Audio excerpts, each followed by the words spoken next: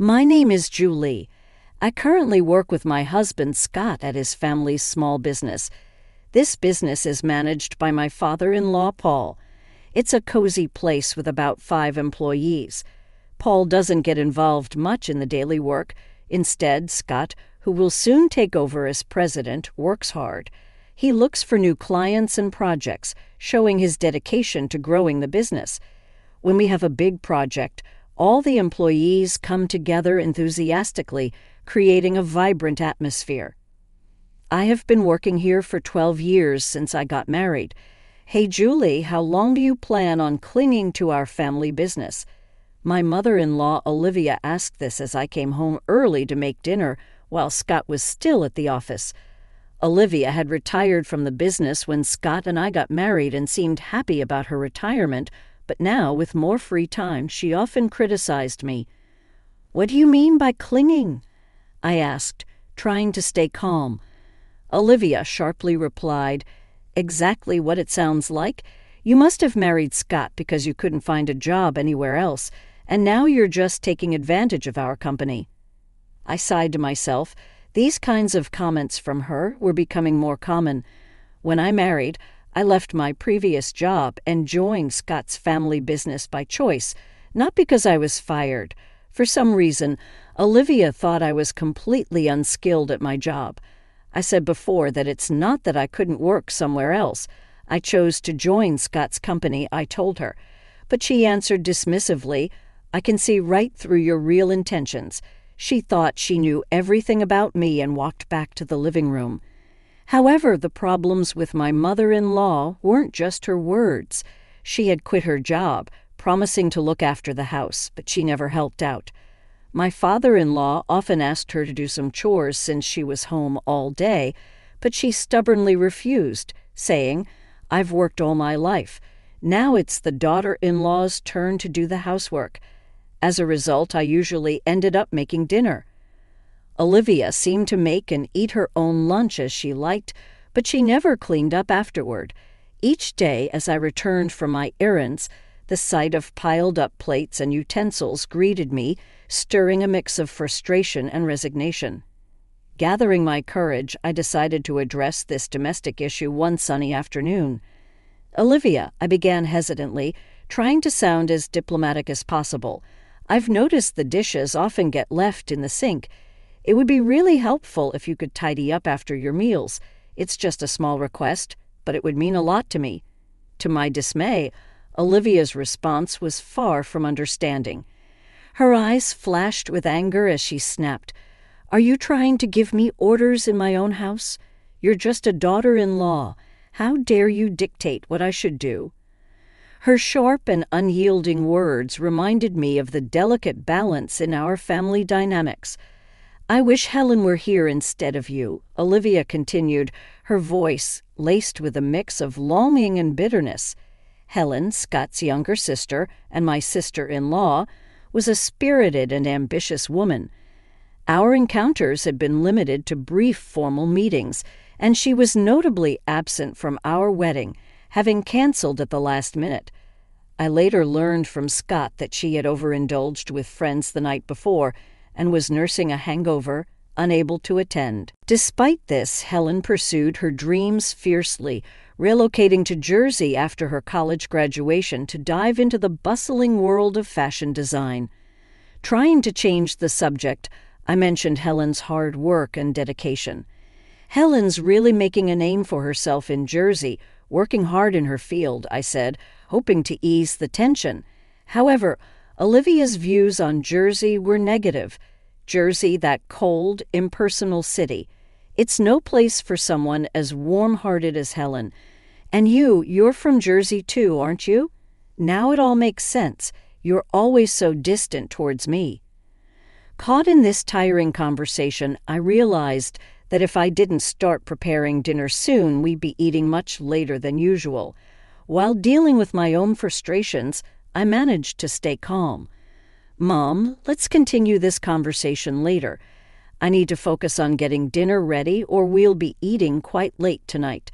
With some reluctance, Olivia finally went back to the living room, leaving me alone with my thoughts and the noise of the cooking utensils. Paul and Scott were both aware of Olivia's mistreatment towards me as a daughter-in-law and tried to intervene whenever they saw it happening. However, their efforts seemed to have little effect. Each time they confronted the situation, their faces showed concern and frustration, showing their desire to create harmony in our family. Ironically, whenever Paul and Scott scolded Olivia for her behavior, she took out her anger on me, becoming even more hostile and sharp with her words. Her face, usually kind and gentle, became twisted with disdain, her tone cutting deeper than before. Although I had never been physically hurt, the emotional impact of Olivia's words was significant. Paul and Scott's support had been my comfort, helping me somewhat ignore Olivia's harsh words. Until then, one morning, just after I had finished cleaning up from breakfast and was preparing to leave for work, something unimaginable happened. In the midst of the morning rush as I was hurrying, Olivia suddenly exclaimed, "Oh my, what a mess!" And without warning, she poured a bucket of water over my handbag. I was stunned, a mix of shock and anger making me speechless. "What are you doing, Olivia?" I managed to ask, my voice trembling with disbelief. Olivia's response was dismissive, her tone like that of a mischievous child. "Oh, was that your stuff? I thought it was just a big piece of trash," she said dismissively, which made me even angrier. "Even if you thought it was trash, who pours water on it? What kind of thinking is that? Now the carpet is all wet. Why would you do something like this?" I was really upset as I quickly took the wet things out of my bag, including important work documents, and laid them on the table. Olivia looked calm and didn't seem sorry or worried about how upset I was. "Because you don't need to go to work anymore," she said coolly. I was shocked. In our living room, filled with morning light, I sat across from Olivia. Her face was colder and more determined than usual. It was as if she had made a decision that would change everything. "Excuse me," I said, confused and surprised. "You've been in this house for 12 years, but now I can finally get rid of you," she declared. Her words hurt me deeply, and her voice had a level of anger and determination I had never heard before. My mind spun and my heart ached. "Getting rid of me?" I asked, unable to believe what I was hearing. Her words made me feel like an outsider in this family. "Actually, my daughter is joining the company, so we need you to leave. Today's your last day. All you have to do is bow your head to your father-in-law and Scott, apologizing for all the trouble you've caused," she said with a mocking laugh. She was using my job to push me out. I had spent years at that job earning respect and making memories. I was shocked and hurt. My devotion to this family seemed to mean nothing to her. It horrified me not just that she acted this way, but that after 12 years of hard work, she could ask me to leave so her daughter could take my place. It felt like my years of effort were being disregarded. "Really? Are you sure about this? Wasn't Helen working in a clothing store in Jersey?" I asked, reflecting my confusion and worry. My job was more than just a paycheck. It was my way of fulfilling myself. Meanwhile, Helen, my sister-in-law, seemed to have grown tired of city life and decided to come back to the family. She said she was tired of the unfriendly people in Jersey, so I told her if she came back home, I'd have a job ready for her. She agreed to return immediately. "Now that she's coming back, I want you out of this house," Olivia told me. I couldn't believe her words. She was ready to turn my life upside down with just one decision, completely ignoring my role in the family and not even listening to me. She handed me an envelope, saying, "I've written your resignation letter." And just like that, she kicked me out. My heart broke. Everything I had built over the years seemed worthless, treated like just a piece of paper. Her act deeply hurt our family bond. I walked the company just a quick 5-minute walk from my house. As I walked under the cool morning sky, each step was heavy with the weight of what was happening. When I told my father-in-law, Paul, and my husband's, Scott, about what my mother-in-law had said, they were shocked but stayed calm. They suggested that maybe it was time for me to resign to show her the reality of the situation. This idea upset me deeply. I had worked hard in our family business for years and barely knew what a long vacation was like, aside from short breaks during Thanksgiving and the holiday season. Encouraged by Scott and Paul's kind words, "Why don't you spread your wings for a change?" I decided to go on a little trip. As I packed, I thought a lot about my life, my choices, and what was ahead. Meanwhile, my sister-in-law, Helen, who was supposed to replace me at the company, shockingly didn't show up until 3:00 p.m. Her lack of responsibility disappointed Scott and Paul, who had been managing without me. Helen seemed not interested in learning the work, despite their efforts to teach her. Hearing this made me worry about the future of our company, even as I looked forward to my trip, leaving without seeing my mother-in-law. I quickly started my journey. During the trip, as I enjoyed the view from the train, I reflected on my life, past, present, and future, and savored local seafood delicacies. I thought deeply about myself, my family, and our business. But on the 5 days of my trip, the peace was broken when Helen called me, crying. "What's going on?" I asked. "Mom said it was an easy job, just sitting in a chair, but Scott and Dad are acting like I can't do anything right," she said. Her words, likely influenced by my mother-in-law, surprised me. Even as I was enjoying my break, I decided it was time to address the situation. "So, Helen, how good are you with computers?" I asked her hesitantly. She replied, "Well, I usually watch videos online and I play games too." This question was to see if Helen could adjust to a new job. Having worked in a clothing store in Jersey for a while, her computer skills seemed basic. "Do you know how to use Word or Excel?" I asked. Helen looked confused, showing she wasn't familiar with these tools in a professional setting. Even in clothing stores, tasks like managing sales data in Excel or recording customer info in Word are common. "Have you ever worked with image editing, video editing, or audio editing software? Do you have any experience with such tools?" I asked. Helen, clearly puzzled, replied, "What's all that?" This question aimed to dig deeper into her technical skills to better understand her capabilities. Considering her background in the apparel industry, it's unlikely she never used a computer. Tasks like tracking sales, managing inventory, and inputting customer data would have required her to use Excel. When asked if she can handle calculations for sales or fill in documents, she confidently said, "I can do that." However, when I asked if she could also calculate tax, her confidence faded, and she answered uncertainly. This question tested her math skills and her ability to use them in a business context. While Helen might have other skills, it was clear she was insecure about the necessary skills for the job. Her discomfort seemed mainly due to her struggle with calculations, which could explain why she faced criticism from Paul and Scott. First and foremost, I needed to show my mother-in-law and those who tried to push me out that they were mistaken. "Since you're taking over my job," I began, I told Helen that she needed to handle the accounting tasks well and remember to be professional in her emails, because a casual tone that might be fine with friends doesn't work for business. She would also be in charge of scheduling the staff shifts. Even though our team is small, we carefully consider everyone's time off requests, so she shouldn't just think about what's convenient for her. As I listed these expectations, I could hear her sobbing on the other end of the phone.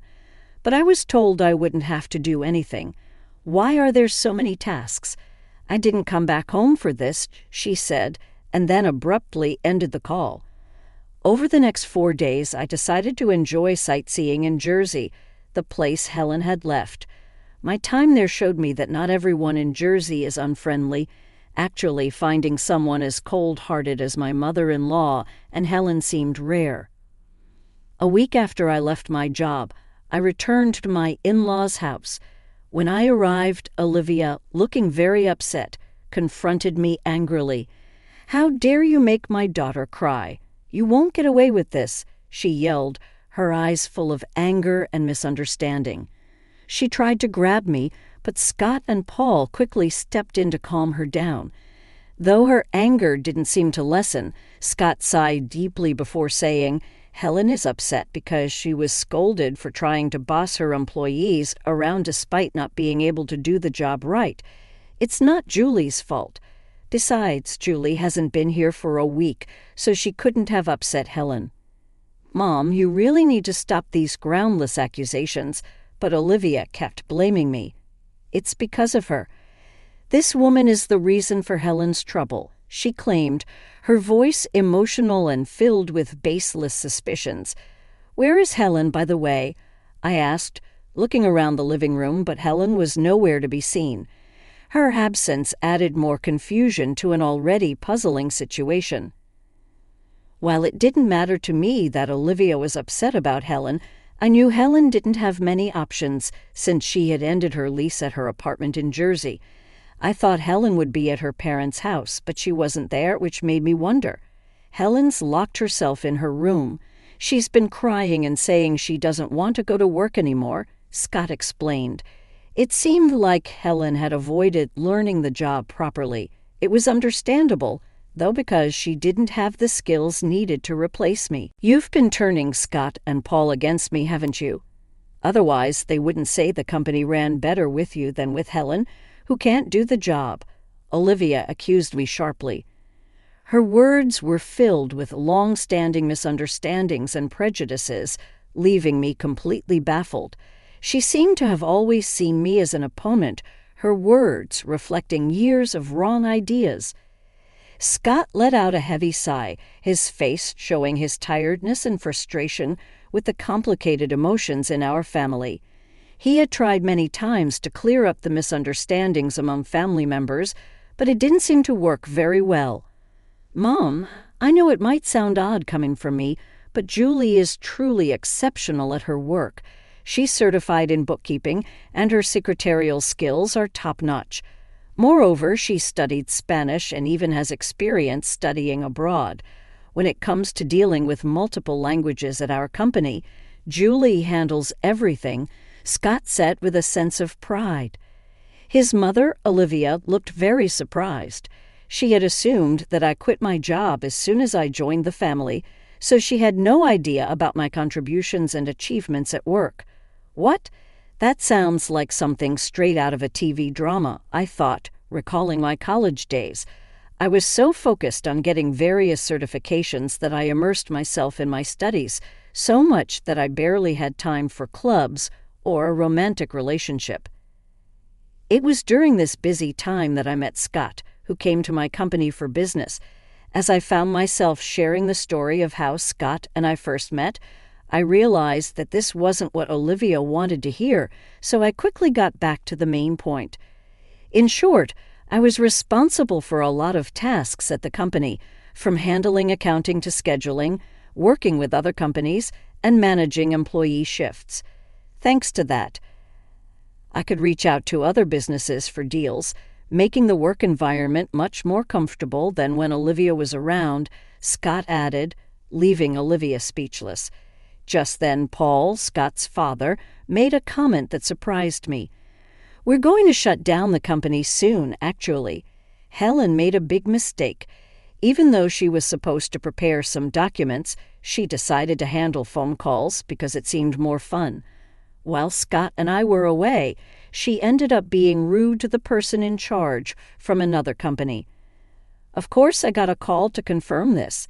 Hearing this, I was so shocked that I instinctively covered my mouth with my hand.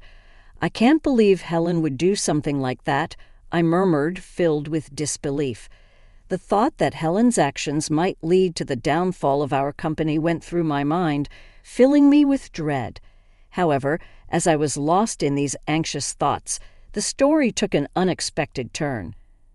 When I explained the situation, they suggested it might be time to end the family business.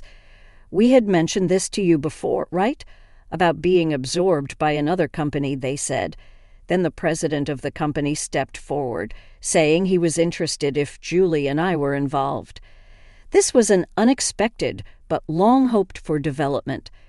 Running a family business has its limits, and it's uncertain whether we could consistently attract stable customers. That's why Scott had always worked hard in sales, trying to secure new clients. Being absorbed by a larger company could mean having a steady base of customers. The future, once uncertain, suddenly seemed to have a bit of hope. However, this news only brought relief to me, Scott, and his father. Scott's mother suddenly opposed the idea, saying, "That's not acceptable. Scott must become the president. This company is ours, isn't it?" I was surprised by this sudden change. It seemed that more than a stable future, Olivia was concerned about maintaining the prestige of being part of a company president's family. "And you're telling me he's not going to be the president anymore?" "Absolutely not acceptable," Olivia exclaimed passionately. This commotion caught the interest of Helen, who was upstairs in her room, leading her to come down to the living room to see what was happening. In response to the chaos started by Olivia, Paul spoke up calmly but firmly. "I am divorcing you. So either way, you will no longer be part of this executive family. Not only have you not changed your attitude towards my son's wife, but you also neglect household chores. To top it off, you spend your days out with young men instead of being home. I have no intention of supporting such a wife any longer." This was news to both me and Scott. We were so shocked that we could only stare at Paul with wide eyes. It seemed he had planned to discuss divorce from the beginning, as he took out divorce papers and a photo of Olivia with a young man from the living room shelf, placing them on the table. "If you sign the divorce papers now and leave with your belongings, I won't ask for alimony. I know getting any money from you would be pointless anyway," Paul said. "So unfair. How can you say that? Haven't I been devoted to this house all these years?" Olivia protested. "Devoted to this house?